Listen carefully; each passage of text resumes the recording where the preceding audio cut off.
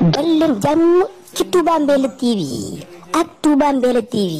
abonné wul nga daal di bës tous notification bi rek lépp yemb vidéo bu dugal rek nga daal di koy mën a am en temps réel ak Touba Mbella TV dara dootu la ëmp.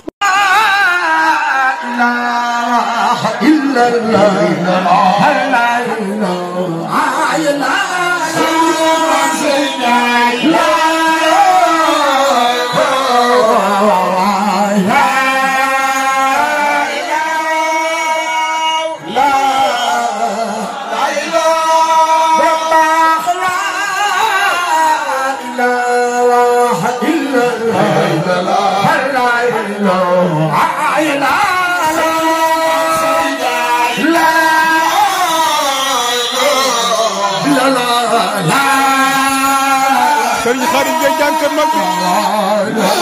na sa jàng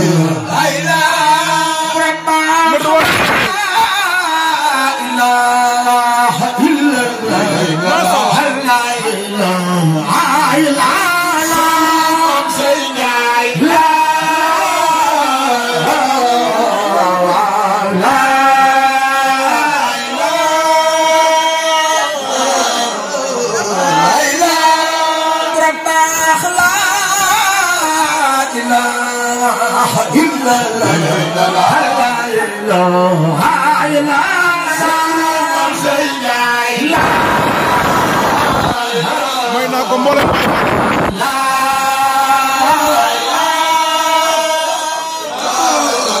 tey noon soroye fa